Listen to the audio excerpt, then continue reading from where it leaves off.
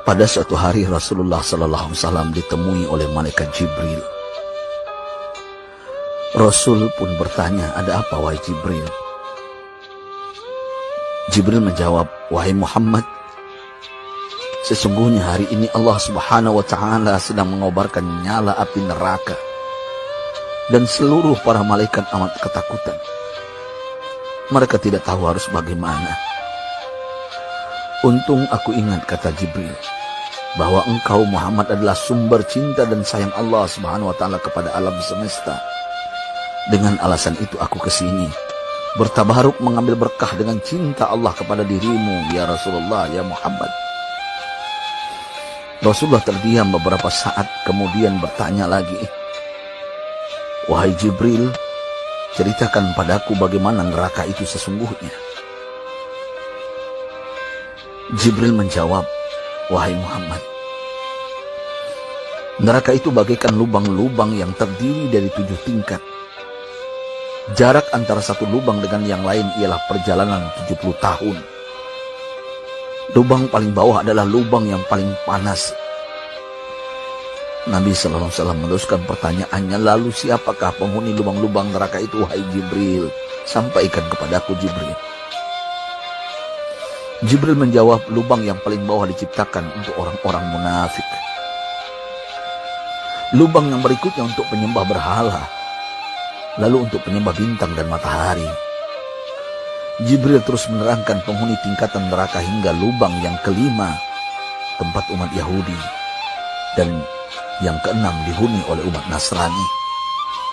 Setelah menjelaskan penghuni 6 tingkatan neraka, Jibril diam cukup lama.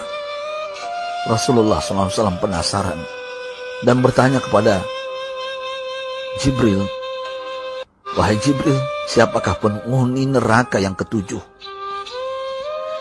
Jibril diam saja tidak menjawab. Rasulullah SAW mengulangi pertanyaannya, tapi Jibril tetap diam. Rasulullah tambah penasaran dan mendesak Jibril agar dijawab pertanyaannya.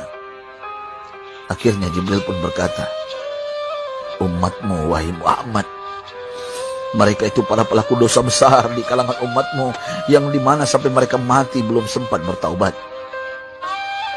Mendengar jawaban Jibril, Rasulullah langsung jatuh pingsan. Jibril merangkulnya dan meletakkan tubuh baginda di atas pangkuannya. Tak berapa lama Rasulullah SAW sadar dan langsung menangis bersimbah air mata dengan terisak-isak. Rasulullah mempertegas pertanyaannya, "Wahai Jibril,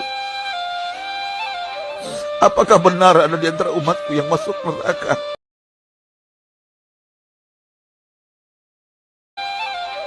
Apakah benar ada di antara umatku yang masuk neraka? Jibril menjawab, "Benar, wahai Muhammad, pelaku dosa besar di antara umatmu yang belum bertaubat." Setelah itu Rasulullah menghadap kiblat dan sujud kepada Allah dalam isak tangisnya. Sesekali dengan suara pelan beliau membisikkan kata-kata, "Ummati ya Rabb, ummati, ummati, ummati." Beliau SAW tidak mengangkat kepalanya dalam keadaan seperti itu selama 3 hari 3 malam, kecuali setiap Bilal bin Rabah mengumandangkan azan, barulah beliau bangkit untuk menjadi imam, dan setelah itu kembali sujud lagi. Pada hari ketiga Abu Bakar menyadari hal ini, beliau mengetuk pintu Rasulullah dan mengucapkan salam 3 kali, namun tidak terdengar jawaban. Abu Bakar sedih dan berseru di hadapan pintu Nabi besar Muhammad SAW, "Apakah ada jalan untuk masuk ke rumahmu ya Rasulullah?" Tetap tidak ada jawaban. Di jalan Abu Bakar bertemu sahabat Umar. "Mengapa engkau menangis, wahai Abu Bakar?" kata Umar. Abu Bakar menceritakan keadaan Rasulullah SAW. Maka Umar pun melangkah menuju rumah Rasulullah dan terjadilah hal yang sama. Umar pun pulang dan menangis. Di jalan Umar bertemu sahabat Salman Al-Farisi. Dengan terisak Umar bercerita kepada Salman hingga membuat dia amat sedih, namun tidak berani mengulangi hal yang sama. Salman melangkah menuju rumah Fatimah radhiyallahu anha dan menceritakan hal itu.